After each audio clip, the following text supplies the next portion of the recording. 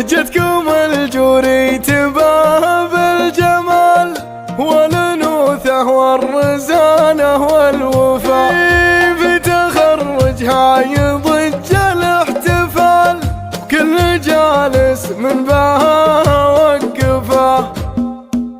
اقبلت بنت الاكابر والدلال، جتكم اللي تستحق الاحتفال، جتكم الجوري تباه بالجمال والأنوثة والرزانة والوفاء، في تخرجها يضج الاحتفال، كل جالس من بها وقفاه.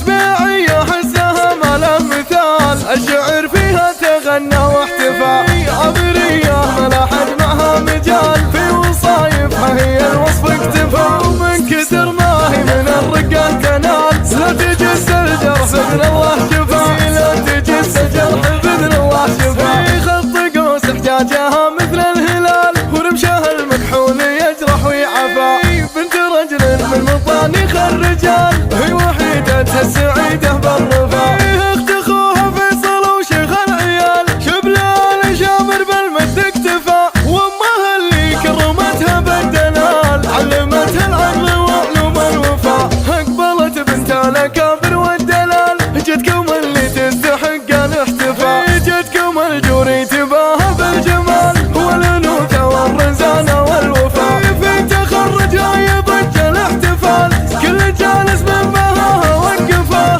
سبيعية حسها ما له مثال، الشعر فيها تغنى واحتفى، عبرية ما لا حد معها مجال، في وصايفها هي الوصف اكتفى، ومن كثر ما هي من الرقة تنال، لا تجس الجرح بإذن الله شفا، لا تجس الجرح بإذن الله شفا. في خط قوس احجاجها مثل الهلال، ورمشها المكحول يجرح ويعفى، بنت رجل من مطانيخ الرجال، هي وحيدتها السعيدة